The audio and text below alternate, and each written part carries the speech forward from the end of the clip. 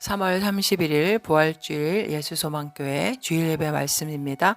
오늘 말씀은 고린도전서 15장 1절부터 11절까지의 말씀으로 부활신앙으로 살기입니다. 형제들아, 내가 너희에게 전한 복음을 너희에게 알게 하노니 이는 너희가 받은 것이요 또 그 가운데 선 것이라. 너희가 만일 내가 전한 그 말을 굳게 지키고 헛되이 믿지 아니하였으면 그로 말미암아 구원을 받으리라. 내가 받은 것을 먼저 너희에게 전하였노니 이는 성경대로 그리스도께서 우리 죄를 위하여 죽으시고 장사 지낸 바 되셨다가 성경대로 사흘 만에 다시 살아나사 게바에게 보이시고 후에 12 제자에게와 그 후에 500여 형제에게 일시에 보이셨나니 그 중에 지금까지 대다수는 살아있고 어떤 사람은 잠들었으며 그 후에 야고보에게 보이셨으며 그 후에 모든 사도에게와 맨 나중에 만삭되지 못하여 난 자 같은 내게도 보이셨느니라. 나는 사도 중에 가장 작은 자라. 나는 하나님의 교회를 박해하였으므로 사도라 칭함받기를 감당하지 못할 자니라. 그러나 내가 나된 것은 하나님의 은혜로 된 것이니 내게 주신 그의 은혜가 헛되지 아니하여 내가 모든 사도보다 더 많이 수고하였으나 내가 한 것이 아니요 오직 나와 함께 하신 하나님의 은혜로라. 그러므로 나나 그들이나 이같이 전파하매 너희도 이같이 믿었느니라. 아멘. 오늘 우리가 읽은 고린도전서 15장은 바울이 고린도 교인들에게 쓴 서신으로 부활장이라 불립니다. 당시 영혼의 불멸성을 인정하면서도 육체의 부활은 결코 인정하지 않았던 그 헬라 철학의 영향으로 말미암아 고린도 교회 일부 성도들 사이에서는 과연 부활이 있는가 하는 문제와 또 부활한다면 어떻게 다시 살며 어떠한 몸으로 오는가라는 질문이 제기되었던 배경하에 쓰여진 서신입니다.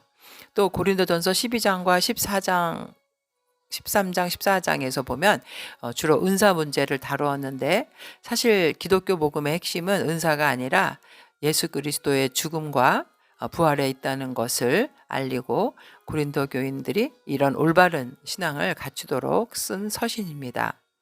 사실 부활신앙이야말로 기독교의 초석이라고 할 수 있고 또 부활에 대한 올바른 지식과 확실한 믿음을 갖지 않고는 누구도 기독교 신앙을 올바르게 정립할 수 없는 것입니다. 그래서 오늘 말씀은 예수 그리스도의 부활과 또 그 역사적인 확실성에 대해서 언급을 하고 있는데 이처럼 예수님의 부활을 먼저 언급하는 것은 예수님의 부활이 없었다면 우리 성도들 역시 부활의 소망을 가질 수 없기 때문입니다. 그래서 사도 바울은 예수님의 부활은 결코 환상이나 인간이 만들어낸 그 조작의 결과가 아니라 너무나도 분명한 역사적인 사실이라는 점을 먼저 강조하고 있는 것입니다. 우리 그리스도인들은 늘 삶에 있어서 부활의 현장에서 살아가야 합니다. 부활이 과거의 일회적인 사건이 아니고 지금 여기에서 나에게 일어나는 부활 복음이 되도록 만들어야 하는 것입니다. 예수님의 부활 사건은 1년에 한 번 부활절 예배만 드리고 또 삶은 달걀을 먹는 것으로 경축하는 것으로 끝나는 것은 아닙니다. 우리 성도들은 지금 여기와 또 앞으로의 모든 시간 속에서 구원을 가져다 주는 이 부활의 삶을 계속 살아가면서 그 기쁨을 경축하는 자가 되어야 합니다. 오늘 바울이 전한 복음, 이 부활의 복음은 우리가 어떠한 신앙으로, 부활을 신앙으로 살아가야 할지를 말해주고 있습니다. 우리가 부활 신앙으로 산다는 것은 첫째는 부활의 복음을 굳게 지키고 헛되이 믿지 않는 것입니다. 여기 보면은 15장에 15장 2절에 너희가 만일 내가 전한 그 말을 굳게 지키고 헛되이 믿지 아니하면 그로 말미암아 구원을 받으리라. 여기서 굳게 지킨다는 것은 카테코라는 단어가 꽉 잡다, 소유하다, 차지하다라는 뜻을 갖고 있는데요. 부활의 사건, 부활의 복음을 나의 삶의 원리와 기준으로 삼고 부활을 나의 삶에 소유하며 살아가는 것을 말합니다. 헛되이 믿지 않는다는 것은 적당히 믿지 말라는 것입니다. 예수님께서 그 십자가의 길을 고난의 길을 적당히 가신 것이 아닙니다. 정말 인간적으로는 피하고 싶었던 그 고난의 현장을 우리의 죄를 대신해서 영원한 생명을 구하기 위해서 걸어가신 길인 것이죠. 그러므로 우리는 우리의 마음과 정성을 다해서 부활의 복음을 붙들고 살아가는 그리스도인이 되어야 합니다. 잠시 동안 믿다가 시험이 오면 그 믿음을 저버리는 그런 어리석은 자가 되지 말아야 합니다. 디모데후서 4장 10절에 보면 데마는 이 세상을 사랑하여 나를 버리고 데살로니가로 갔고, 초기 바울의 동역자였던 이 데마는 바울이 제수의 신분이 되고 또 어려움에 처하자 고난에 대한 두려움 때문인지 바울과 함께했던 그 사역을 중도에 포기하고 바울을 떠나게 됩니다. 사실 그는 바울만 버린 것이 아니라 그 자신의 신앙마저도 버린 것입니다.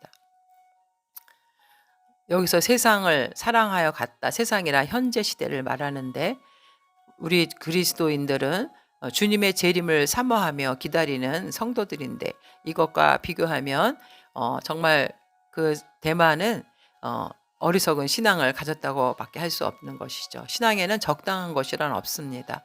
누가복음 9장 62절에도 예수께서 이르시되 손에 쟁기를 잡고 뒤를 돌아보는 자는 하나님의 나라에 합당하지 아니하리라. 결국 이 세상에는 두 종류의 사람만 있습니다. 예수님을 영접해서 영원한 생명을 소유한 하나님의 자녀, 또 사단의 종, 예수님을 영접하지 않은 자죠. 영원한 지옥의 형벌이 기다리는 자. 그 중간지대란 없습니다. 그래서 우리 성도들은 영적 싸움에 정말 최선을 다해서 싸워야 하는 것이죠. 그래서 사도 바울은 우리 성도들이 이 세상을 살아갈 때 전투에 임하는 군인의 모습으로 살아가는 것 같이 얘기합니다. 그래서 베드로전서 5장 8절에도 근신하라 깨어라 너희의 적 마귀가 우는 사자같이 두루다니며 삼킬 차를 찾나니, 에베소서 6장 11절에 마귀의 간계를 능히 대적하기 위해서 하나님의 전신갑주를 입으라 이렇게 말하고 있습니다. 왜 우리가 부활의 복음을 굳게 지키고 헛되이 믿어야 합니까? 사실 부활의 복음, 바울이 전한 말, 그 복음, 부활의 복음을 통해서만 구원을 얻을 수 있기 때문입니다. 너희가 구원을 얻으리라, 여기서 구원이라는 소제스테라는 단어는 현재형으로 쓰여졌는데, 구원은 지금 현재적으로 일어나고 있다는 것입니다. 경험하고 있는 것입니다. 로마서 1장 16절에도 내가 복음을 부끄러워하지 아니하노니 이 복음은 모든 믿는 자에게 구원을 주시는 하나님의 능력이 됨이라. 먼저는 유대인에게요 그리고 헬라인에게로다. 비록 구원의 온전한 완성은 미래에 예수님 재림하실 때 온전히 이루어지지만 이 구원은 현재에도 실현되고 있고 보장된 것입니다. 그래서 요한복음 5장 24절에도 내가 진실로 진실로 너에게 이르노니 내 말을 듣고 또 나 보내신 이를 믿는 자는 영생을 얻었고, 내가 믿는 순간에 영원한 생명을 얻었다는 것입니다. 현재. 그리고 미래의 심판에 이르지 아니하나니 사망에서 생명으로 옮겼느니라. 우리는 이 구원의 이 체험, 기쁨을 지금 내가 살아있는 이 현재에서도 그 기쁨과 감격 속에서도 살아가야 하는 것을 깨달아야 합니다. 굳게 지키고 헛되이 믿지 않는다는 것은 또한 그리스도의 부활 사건을 성경을 따라서 그대로 인정하는 것입니다. 3절과 4절에 보면 예수님의 부활은 성경의 예언이 성취된 결과라는 것입니다. 즉 성경대로 이루어진 역사라고, 그리고 많은 증인이 있다고 오늘 말씀 속에서 하고 있습니다. 사실 이 예수님의 부활은 역사적인 사실에 대한 증거로 구약을에서 찾을 수 있는데, 내가 받은 것을 먼저 너희에게 전하였노니 이는 성경대로 그리스도께서 우리 죄를 위하여 죽으시고 장사 지낸 바 되었다가 성경대로 사흘 만에 다시 살아나사. 결국 바울이 전한 복음은 그리스도께서 죽으시고 장사되시고 살아났다는 것, 다시 살아나셨다는 것이 바로 복음입니다. 그리고 이 예수 그리스도의 죽음은 사실이고 명백한 사건이었고, 사람들은 그리스도를 무덤에 장사했고, 그래서 결국은 우리가 알고 있는 복음은 예수님이 죄인들의 죄를 위해서 죽으셨다는 역사적 사실 위에 서 있다는 것입니다. 이것이 바울이 고린도 교회에 전한 복음의 내용입니다. 성경대로 이루어졌다라는 것은 구약에서 그리스도의 죽음과 부활에 대한 내용을 찾아볼 수 있습니다. 창세기 3장 15절 우리가 원복음이라고 할 수 있는데, 내가 너로 여자와 원수가 되게 하고 너의 후손도 여자의 후손과 원수가 되게 하리니 여자의 후손은 내 머리를 상하게 할 것이요 너는 그의 발꿈치를 상하게 할 것이니라 라는 말씀 속에서 찾을 수가 있습니다. 결국 이 모든 성경이 이 언약을 근거로 구속사를 전개시켜 나가고 있기 때문에 이 원복음은 예수님의 승리를 예고하고 있지만 또한 그것은 고난을 통해서 얻는 승리임을 보여주고 있습니다. 그래서 시편 22편의 16절에 보면 예수님이 당하는 고초를 예언했는데, 개들이 나를 에워쌌으며 악한 무리가 나를 둘러 내 수족을 찔렀나이다. 내가 내 모든 뼈를 셀 수 있나이다. 그들이 나를 주목하여 보고 내 겉옷을 나누며 속옷을 제비 뽑나이다. 여호와여, 멀리하지 마옵소서. 나의 힘이시여 속히 나를 도우소서. 호세아 6장 1절에도 오라, 우리가 여호와께로 돌아가자. 여호와께서 우리를 찢으셨으나 도로 낫게 하실 것이요 우리를 치셨으나 싸매어 주실 것임이라. 여호와께서 이틀 후에 우리를 살리시며 셋째 날에 우리를 일으키시리니 우리가 그의 앞에서 살리라. 예수님의 죽으심과 고난, 부활이 이 구약 성경에 이미 다 예언된 내용이라는 것입니다. 그래서 결국 이 원복음의 창세기 3장 15절의 선언에 따라 그리스도는 여인의 후손으로 오셨고 또 육신을 입으셨으며 인간이 당할 수 있는 모든 고통과 고난을 경험하셨고 마침내 죽으신 것입니다. 그리고 죽음에서 부활하신 것이죠. 그리고 예수님은 부활하신 몸을 친히 그 제자들에게 보이심으로 자신을 증거하셨다는 것이죠. 제자들이 보는 앞에서 승천하셨고 하나님 우편에 계심으로 지금은 바로 그 자신이 하나님이심을 증거하고 있습니다.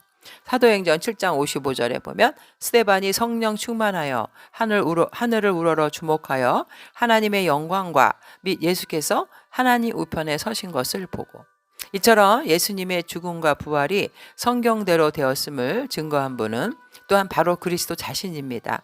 예수님은 사흘 만에 부활하셔서 엠마오로 가는 두 제자들에게 나타나셔서 누가복음 24장 26절 27절에 그리스도가 이런 고난을 받고 자기의 영광에 들어가야 할 것이 아니냐 하시고, 이에 모세와 선지자의 글로 시작하여 모든 성경에 쓴 바 자기에 관한 것을 자세히 설명하시니라.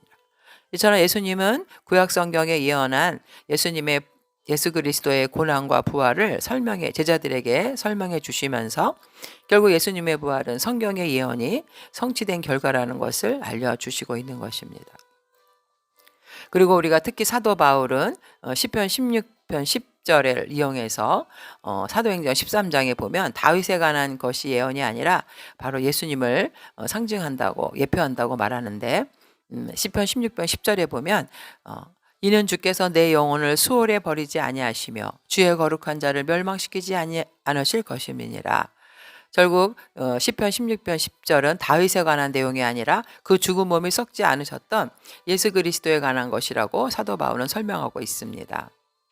성도의 구원을 위한 하나님의 영원하신 계획이라는 측면에서 결국 사도 바울은 그리스도의 부활을 성경의 예언이 이루어진 것으로 설명하고 있는 것이죠. 그리고 부활하신 그리스도를 목격한 증인들의 증거가 있다는 것입니다. 5절과 8절에서도 보면 예수님이 다시 부활하셔서 게바에게 보이시고 후에 12제자와 또 500여 형제에게 일시에 보이셨나니 그중에 지금까지 태반이나 살아있고 어떤 이는 잠들었으며 그 후에 야고보에게 보이셨으며 그 후에 모든 사도에게와 맨 나중에 만삭되지 못하연 난자 같은 내게도 보이셨느니라. 결국 이 중에서 500여 형제들에게 보이셨다는 것은 부활의 진실성에 대한 바울의 강력한 핵심입니다. 왜냐하면 그들 중 대다수가 아직 살아있기 때문에.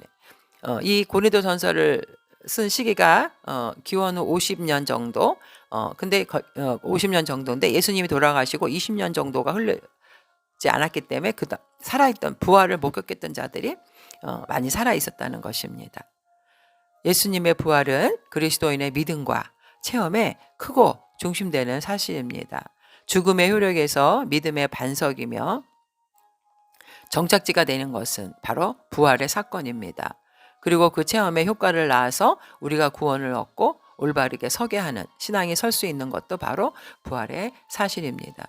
그러나 예수님의 부활은 예수님의 추종자들에 의해서만 증거된 것이 아니라 예수님을 반대하고 박해했던 사람들에게 의해서도 증거된 사실이죠. 마태복음 28장을 보면 예수님의 부활 직후 무덤을 지키던 그 파수꾼들이 대제사장들에게 예수님의 부활 소식을 전하자 대제사장들은 그들을 돈으로 매수해서 예수님의 시신을 제자들이 도둑질하여 갔다고 소문을 퍼뜨리게 하였던 것입니다. 결국 예수님의 부활이 이렇게 대적자들에 의해서도 증거되었다는 것은 예수님의 부활이 부인할 수 없는 명백한 사실이라는 것을 입증해 주고 있는 것입니다. 결국 복음을 굳게 지키고 헛되이 믿지 않는다는 것은 예수님의 부활이 성경에서 예언한 그대로 이루어졌다는 것을 믿는 것입니다.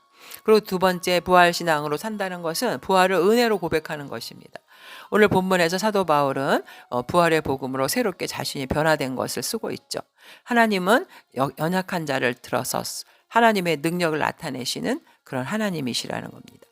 사도 바울은 자기 자신을 만삭되지 못하여 난 자라고 했습니다. 이것은 사도 바울이 다른 사도들보다 늦게 부르심을 받았다는 뜻이라기보다는 바울이 다메섹에서 예수를 만났을 때 부족하게 이를 데 없고 미숙했다는 뜻입니다. 그리고 그 고백은 더 놀라운 고백으로 간증하고 있는데, 바로 내가 나 된 것이 10절에 하나님의 은혜라는 것입니다. 바울이 바울이게 한 것은 다메섹 도상에서 부활하신 예수님의 음성을 듣고 성령을 경험한 그 은혜였고, 그 은혜의 근원은 바로 부활하신 예수님이었던 것입니다. 그리고 그러므로 우리는 부활 신앙을 굳게 지키고 살아간다는 것은 결국 이 부활의 복음을 통해서 내 자신이 변화되고 그 은혜를 통해서 내가 은혜임을 고백하는 것을 깨닫게 됩니다. 그가 언급한 대로 자신이 영적으로 만삭되지 못한 자로서 보잘것없는 존재였고, 심지어 하나님의 교회를 핍박하고 심히 잔해했음에도 불구하고 부활하신 예수를 만남으로 인해서 사도가 되었던 것입니다. 조산된 자와 같았던 그가 예수님의 부활을 목격하지 못했다면 결코 존귀한 사도의 지위도 얻지 못했을 것입니다. 그리스도인들에 대한 잔해자여 핍박자로서의 경력에도 불구하고 바울이 사도가 된 것은 하나님의 창조적인 그런 사랑의 능력이 얼마나 광대한 것인지를 매우 극적으로 보여주는 현상입니다. 본문은 이 본절 단 한 절 속에서 하나님의 은혜라는 10절 속에 라는 말을 3번이나 언급하고 있는데, 이것은 정말 자신이 생각하기에 불가능한 일이 하나님의 은혜로 말미암아 이루어졌다는 놀라운 은혜에 대한 탄성이 아닐 수 없습니다. 그리스도인을 박해했던 자신이 그리스도인이 된 것만도 기적과 같은 일인데, 단순한 그리스도인이 아니라 사도로서 그리스도의 복음을 이방인에게 전하는 그런 사도가 됐다는 것이 얼마나 놀라운 일인가를 그런 여기서 말하고 있는 것입니다. 이것은 결국 자신의 노력이나 힘으로 될 수 없고 전적으로 하나님께서 강권적으로 바울을 불러서 복음 증거자로 사도로 세우셨기에 가능한 일이었던 것입니다. 결국 이 말씀은 죄인이었던 바울의 그 비천한 모습과 회심 후에 하나님께서 그에게 이루어 주신 위대한 면모를 극적으로 대비시켜서 하나님의 불가항력적인 은혜의 탁월성을 드러내고 있는 것입니다. 10절에 나의 나 된 것은 하나님의 은혜다. 즉 하나님의 은혜가 나를 현재의 나로 만들었다. 만일 내가 그대로 있었다면 나는 계속해서 회방자와 핍박자와 포행자였을 것이지만, 내가 지금 사도가 되어 내가 예전에 잔해했던 신앙을 전파하게 된 것은 바로 하나님의 은혜로 때문이었다라고 고백하는 것입니다. 고린도후서 6장 1절에 우리가 하나님과 함께 일하는 자로서 너희를 권하노니 하나님의 은혜를 헛되이 받지 말라 라고 사도 바울이 말한 것처럼, 바울은 이러한 감사를 말이나 감정으로만 그치지 않았습니다. 은혜가 헛되지 아니하여라는 표현이 잘 말해주고 있는데, 사도 바울은 모든 사도들보다 더 많이 수고했다고 말합니다. 사도로서 그는 정말 하나님의 은혜로, 고린도후서 11장 23절에도 보면 그가 얼마나 큰 수고를 했는지 23절에 그들이 그리스도인의 일꾼이냐 정신없는 말을 하거니와 나는 더욱 그러하도다. 내가 수고를 넘치도록 하고 옥에 갇히기도 하고 더 많이 하고 매도 수없이 많고 여러 번 죽을 뻔하였으니 유대인들에게 40에서 하나 감한 배를 5번 맞았으며 3번 태장으로 맞고 1번 돌로 맞고 3번 파선하고 일주야를 깊은 바다에서 지냈으며, 자신의 수고, 물론 이것이 자랑으로 하는 것이 아니라 하나님의 은혜가 함께한 자의 결과라고 모든 영광을 하나님께로 돌리고 있습니다. 성도들을 핍박했던 그가, 교회를 핍박하는 데 앞장섰던 그가 회심한 이후에 결국 그렇게 그리스도의 부활을 확실성을 가지고 입증하는 그 사역을 여기서 고백하는 것이죠. 사도 바울은 신약 성경에 27권 중 13권을 썼고 기독교 신학의 기초를 놓았습니다. 그리고 그는 소아시아뿐만 아니라 유럽까지도 가서 복음을 전파하고 교회들을 세웠습니다. 사도 바울을 통해서 우리는 아무리 부족하고 못난 사람일지라도 하나님이 들어 쓰시면 이와 같이 위대한 일을 할 수 있다는 것을 깨달을 수 있습니다. 세상에 그 어떤 능력을 가진 사람도 할 수 없는 위대한 일을 할 수 있습니다. 우리 하나님은 세상에서 약한 자를 들어서서 위대한 일을 이루시기를 원하는 하나님이시기 때문입니다. 하나님의 은혜가 가장 강하게 역사하는 곳이 있다면 바로 인간의 연약한 부분입니다.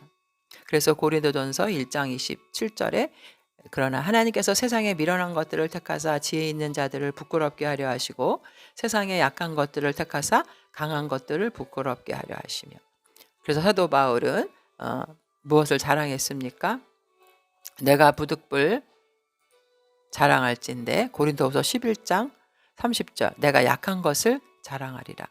우리는 우리 자신의 약한 점으로 낙심하는 것이 아니라 나의 부족함, 나의 비천함을 보고 실망하거나 위축되지 말고 오직 전능하신 하나님을 바라보면서 주님께 쓰임받게 해달라고 기도해야 할 것입니다.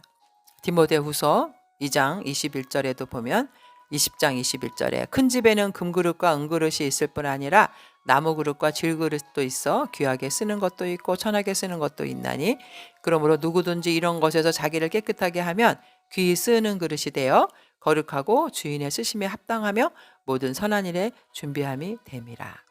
사실 우리의 모습을 보면 우리는 정말 영원한 지옥의 형벌을 받을 수밖에 없는 죄인이었지만 하나님의 은혜로 이렇게 영원한 생명을 소유하게 되었다는 것입니다. 우리가 마지막으로 부활신앙으로 산다는 것은 예수님의 고난과 부활의 복음을 나의 삶 속에서 적용하며 사는 것을 말합니다. 성경에서 말하는 죽음은 영혼이 몸에서 분리되는 것을 말하는데 창세기에 보면 하나님께서 인간을 창조하실 때 흙으로 만드시고 호흡을 불어넣어 주셨죠. 에덴 동산에서 생명나무를 먹고 영원히 살 수 있도록 인간을 창조하셨지만 결국 아담과 하와의 불순종으로 인간들은 말씀을 어기고 에덴 동산에서 쫓겨난 이후에 영원히 살 수 없는 존재가 되었습니다. 그래서 죄가 있기 때문에 이 죄의 문제를 해결해야만 영원한 천국에서 주님과 함께 살 수 있게 된 것인데 결국 이 세상에서의 인간의 삶이라는 것은 이 영혼을 준비하는 것입니다. 죄로 말미암아 잃어버렸던 영혼. 주님과 영원히 살기 위해서 우리가 이 세상에서 살고 있다는 거죠. 이것 때문에 우리가 살아가고 있고 이것 때문에 우리에게 생명이 부여되고 연장되고 있다는 것을 깨달아야 합니다. 결국 하나님이 이 세상을 창조하시고 자신의 형상과 모양을 따라 인간을 지으신 목적, 창조의 목적, 그것은 인간이 창조주 하나님을 영원토록 알고 영원토록 사랑하고 기뻐하고 섬기는 것입니다. 이사야 43장 21절에 이 백성은 내가 나를 위하여 지었나니 나를 찬송하려 함이니라. 결국 영원한 생명으로 살아가는 것이 하나님이 주신 축복인데 결국 우리가 그것을 어김으로 인해서 이 땅을 이 세상의 삶을 허락하신 것은 영원한 천국으로 가기 위한 이 세상에서 준비를 하라는 것입니다. 그러나 이 세상에서 자신의 육체만을 만족시키고 자신의 꿈을 이루기 위해서 부귀영화의 자신의 유익과 탐욕을 위한 삶을 살아가는 자는 하나님의 목적에 합당한 삶을 살아가고 있는 것이 아닙니다. 결국 이 땅에 살 동안 우리는 하나님 안에서 행복을 구하고 찾음으로 하나님이 주시는 영원한 천국에서의 삶을 우리는 소망하며 나아가야 한다는 것입니다. 독일의 보네포 목사는 2차 전쟁 당시 그 전쟁과 히틀러를 반대하다가 30 정도의 나이에 체포되었고 감옥에 수감되었죠. 그래서 버네포 목사님은 처형장으로 끌려나가면서 다음에 말로 죄수들과 작별했죠. 처형장으로 나갈 때 그와 함께 있던 영국 군인이 말하기를 목사님 이것이 마지막이군요. 영원히 안녕히 가십시오. 하고 마지막 인사를 했습니다. 그런데 보네포 목사님은 빙그레 미소를 지으면서 이렇게 말을 했습니다. 이것이 끝입니다. 그러나 나에게 있어서 이것은 내 생명의 시작입니다. 여기 이 땅에서 감옥 생활은 끝났지만 이제 내 자유의 생활이 시작됩니다. 세상의 고통스러운 생은 여기서 끝납니다. 이제부터 영원한 생명이 시작됩니다. 이렇게 말하면서 형장을 갔다고 합니다. 이것이 바로 부활의 믿음이고 언제일지 모를 나중이 아니라 지금의 여기를 생명으로 채우며 부활의 신앙으로 살아가는 모습입니다. 히브리서 9장 27절에 한 번 죽는 것은 사람에게 정해진 것이요 그 후에는 심판이 있으리. 우리가 살고 있는 이 세상은 여기서 끝이 아니라 결국 저 하나님 계시는 천국으로 이어지는 세상에 우리가 살고 있다라는 것. 부활의 사건은 그냥 단 한 번에 이루어진 사건이 아니라 지금 바로 여기 1초와 1초 사이 그 찰나의 순간에도 부활은 우리에게 구원을 가져다 주고 있다는 것을 깨달아야 한다는 것입니다. 삶의 모든 순간순간 예수님의 죽음과 부활의 소식을 계속해서 내 삶 속에 수용하고 적용하면서 실천하는 삶이 바로 부활의 신앙으로 살아가는 자들인 것입니다. 그래서 장차 있게 될 우리 몸의 부활에 대한 소망을 분명히 하고 이 세상의 헛된 욕망을 쫓아 살아가는 어리석은 자가 되지 말아야 할 것입니다. 부활의 신앙으로 항상 기쁨과 소망 가운데 살아가는 성도님들 되시기를 주님의 이름으로 축원합니다. 아멘.